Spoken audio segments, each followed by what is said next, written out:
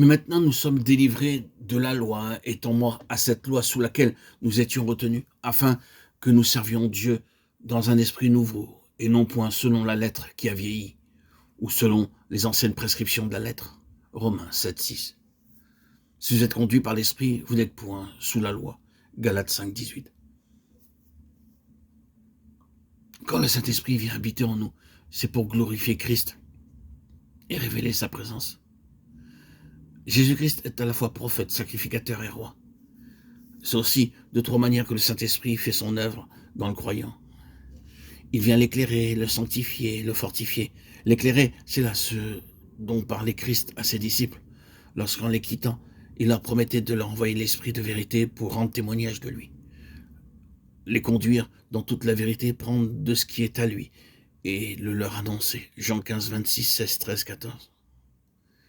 Dans les épîtres aux Romains et aux Galates, c'est surtout l'action sanctifiante de l'Esprit qui est mise en relief.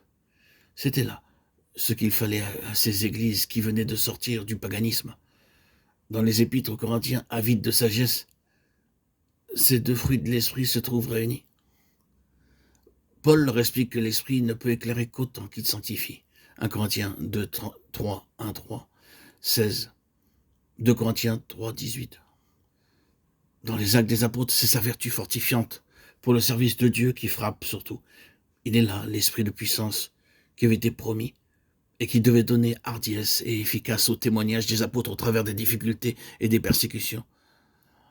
Lorsque Paul écrivit à l'église de Rome, cette capitale du monde d'alors, il fut appelé de Dieu à exposer d'une manière complète et systématique l'évangile et tout le plan de la rédemption.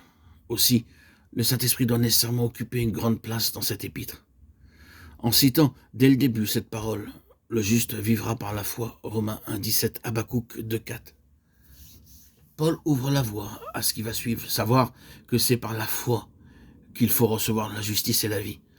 Dans la première partie de son exposé, jusqu'au chapitre 5, 11, il commence par expliquer ce qu'est la justice par la foi. Ensuite, il démontre au chapitre 5, 12, 21 que cette justice résulte de notre vivante communion avec le second homme, source de la justification qui donne la vie, que dans chaque individu, cette vie commence. Chapitre 6, 1, 13.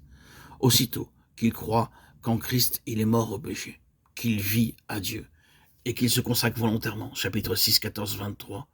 À servir Dieu et la justice.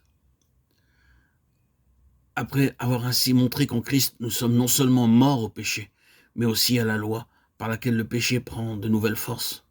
Chapitre 7, verset 13, il en vient à parler de la nouvelle loi de l'Évangile qui remplace l'ancienne, de la loi de l'Esprit de vie qui est en Jésus-Christ. Chapitre 8, verset 2.